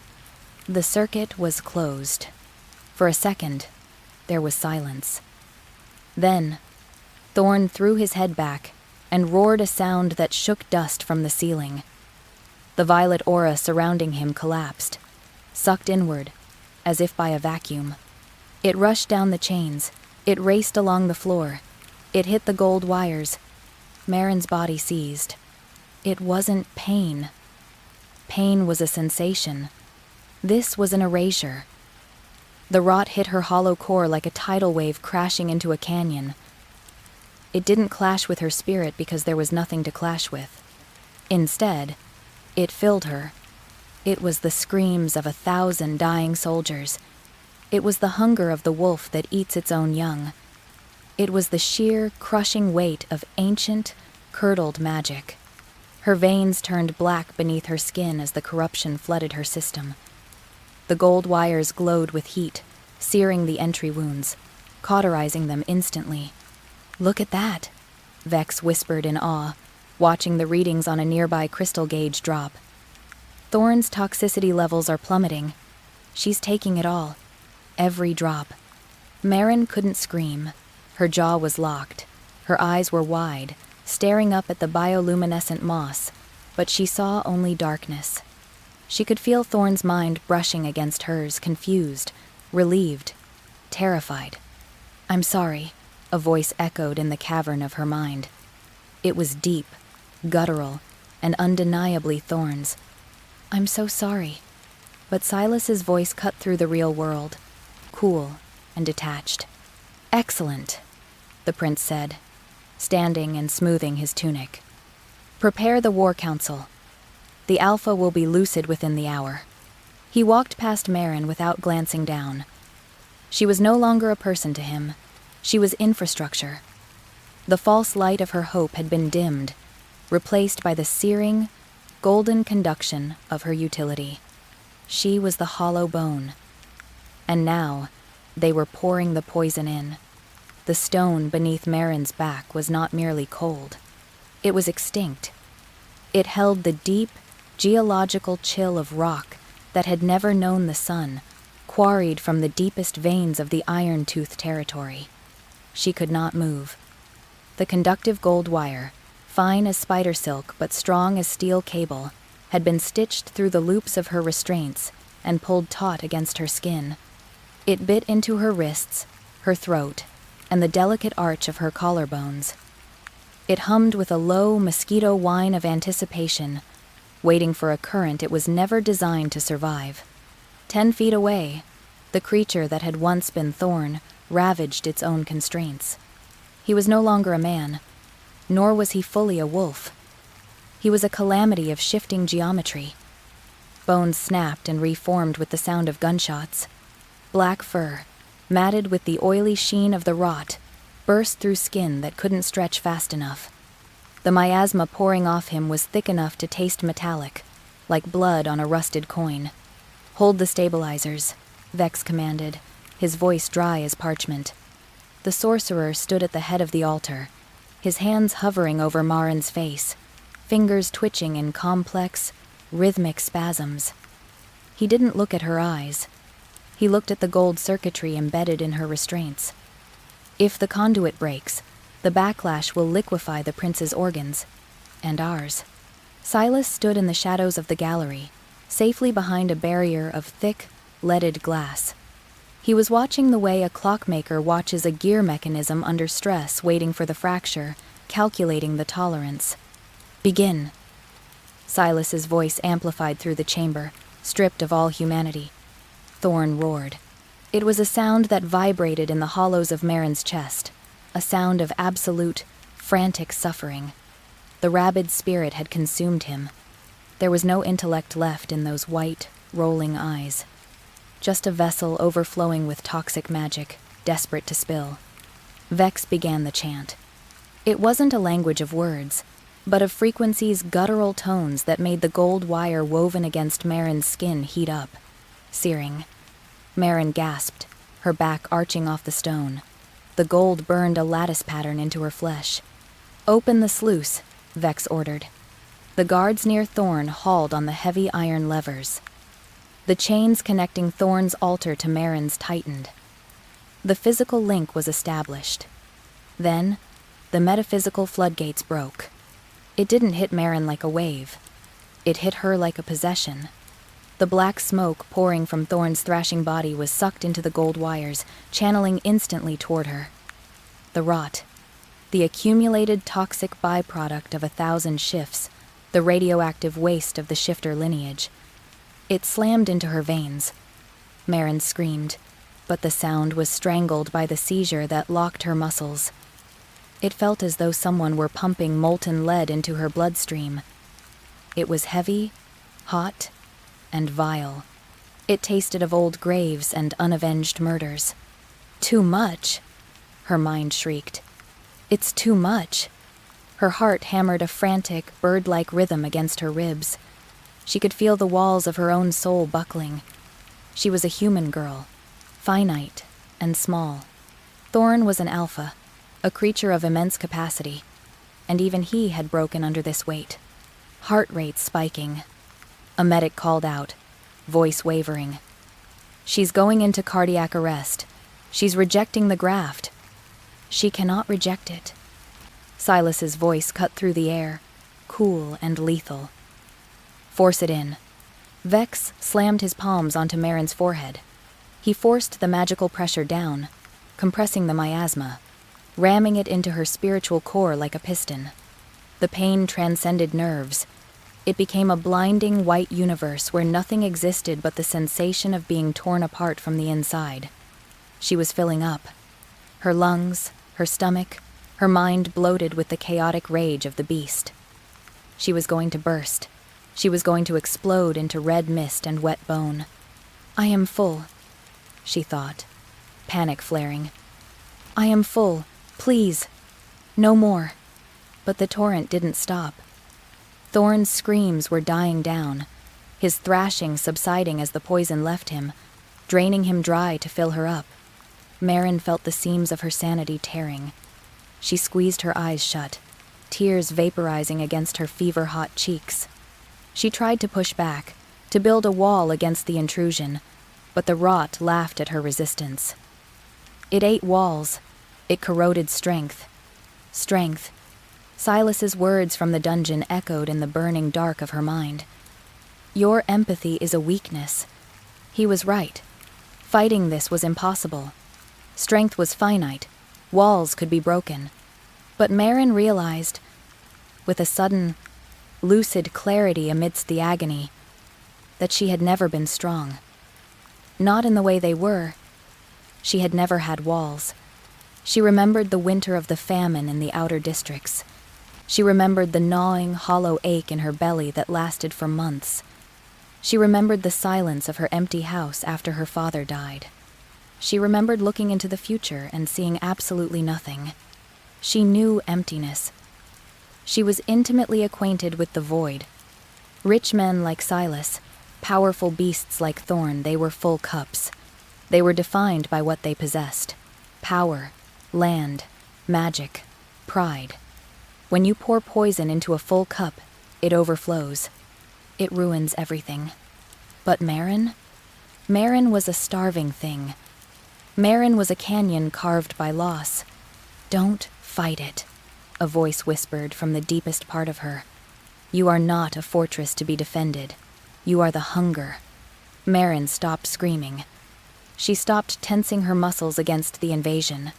Instead, she did the unthinkable. She visualized the floor of her soul, the bottom of that container they were trying to fill, and she dropped the floor. She opened the internal doors she had kept locked, the doors to her grief, her poverty, her starvation. She made herself vast.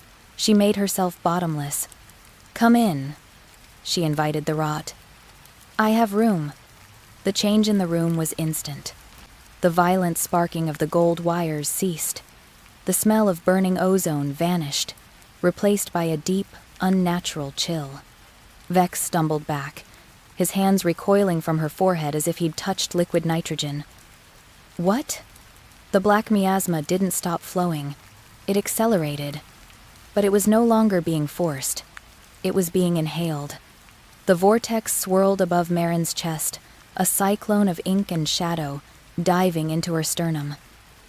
It didn't burn anymore. It felt cold, rushing into the void she had created. It filled the empty spaces of her childhood. It filled the silence of her loneliness. It was heavy, yes, dense as a neutron star, but she carried it. She wrapped her emptiness around the chaos and swallowed it whole. On the other altar, Thorn collapsed. The monstrous deformation of his limbs reversed with sickening, wet crunches. The black fur receded, soaking back into pale, sweat-slicked skin. His breathing leveled out, deep and rhythmic. He was clear. He was empty. The silence that followed was absolute. The gold wires on Marin's skin cooled, turning from glowing white to dull yellow. "Readings?" Silas demanded, his voice pressing against the glass. "Stable," the medic whispered, staring at the instruments in disbelief. "Impossible. Integration is 100%. No rejection. No leakage." Vex wiped sweat from his upper lip, his eyes wide as he looked down at the girl on the slab. He had expected a corpse, or a mindless ghoul thrashing in the chains. Instead, Marin opened her eyes. They were no longer the soft, earthen brown they had been an hour ago. The irises had fractured, resembling shattered glass, and swimming behind the cracks was a deep, bruised violet, the color of a storm bruise, the color of concentrated magic. She didn't gasp. She didn't cry. She took a slow, deep breath, testing the capacity of her lungs. She felt heavy, anchored to the earth by the sheer mass of the magic now coiled in her marrow. It was a sleeping dragon, curled tight in the pit of her stomach. It was vile. It was sinful. But it was hers. "Unchain him," Silas commanded from the gallery, pointing at his brother. 2 guards hurried to unlock the unconscious Prince Thorn. They draped a cloak over his naked, shivering form. He looked human again. Beautiful, lethal, and saved. "And her?" Vex asked, gesturing to Marin. Silas looked down at Marin. For the first time, his expression wasn't one of clinical detachment. There was a flicker of something else. Fear? Or perhaps the thrill of a man who has just discovered a new element. "Leave the wires," Silas said softly. "She is a battery now. We wouldn't want her to discharge." Marin lay still. She could feel the rot whispering in her blood, asking for direction, asking for a target.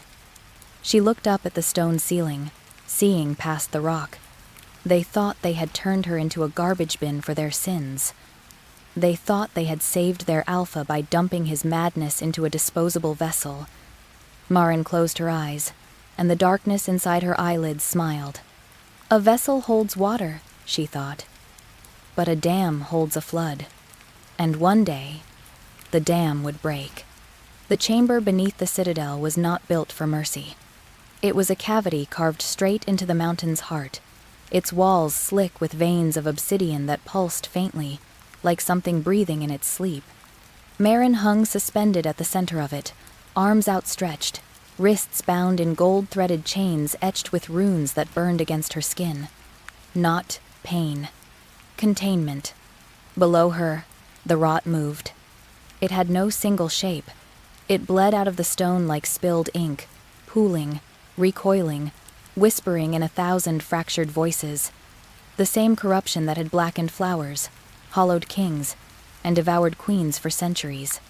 High Priest Vex circled her slowly, his blindfold removed at last. His eyes were wrong, too clear, too deep, as if they were windows into something older than faith. "You were never meant to rule," he said softly. "You were meant to hold." Marin lifted her head. Her bones felt heavy, dense, as though the emptiness inside her had finally found weight. "You're afraid," she said. Vex smiled. "Of you?" "No, of waste." Behind the rune circle, Prince Silas stood with his hands clasped behind his back. Calm, pristine, already crowned in everything but metal. "My brother is dying," Silas said. "The rot has consumed him too deeply. But you," his gaze sharpened, "you are different. You absorb without breaking. You do not burn. You do not overflow." "You want to use me," Marin said. Silas inclined his head. "I want to save the kingdom.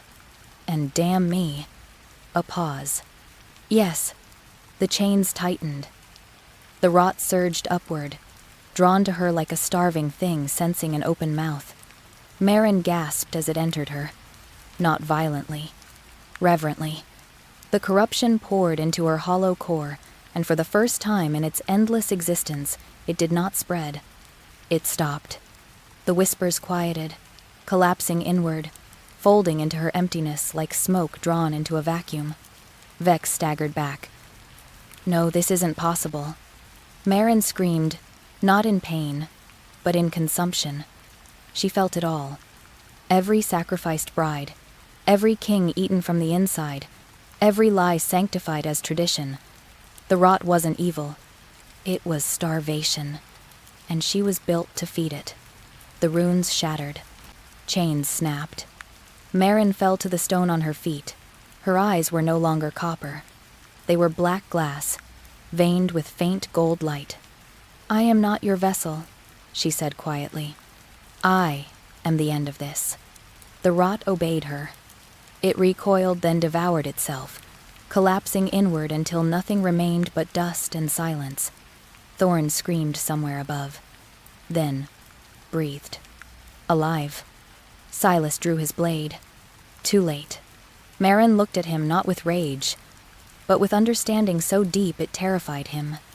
"You were never the crown," she said. "You were just the parasite waiting your turn." The mountain shook, and the old magic broke. The obsidian citadel did not fall. It emptied. By dawn, the spires still stood, but the power was gone. No aura pressed against the sky. No wolves bowed their heads instinctively. The ancient wards lay dormant, like fangs pulled from a skull. King Thorn sat on the steps of the high throne, breathing like a man who had survived drowning. He was mortal now, truly. Marin stood before him, wrapped in a plain cloak. No crown, no chains, no glow. Just a woman with hollow bones that no longer hurt. "They will ask you to rule," Thorn said hoarsely. "They will call you salvation." "I won't," Marin replied. Silence stretched. "Silas?" he asked. "Gone," she said. "Run, or buried. It doesn't matter. He has no throne to return to." Thorn nodded once. "And you?" Marin looked toward the eastern road, where the low ward waited, where a girl coughed black bile in the dark. "I was never meant to stay." He stood slowly. For the first time, he was not towering, not inevitable, just a man. "You saved us all," he said. Marin shook her head. "No, I ended something. Saving is what comes next." She pressed a small vial into his hand, not red, clear, warm. "The rot is gone," she said. "So the nectar no longer requires death. This is the last of its kind. For your sister?" "For anyone," she replied. "Don't make another crown out of bones." Thorn closed his fingers around it.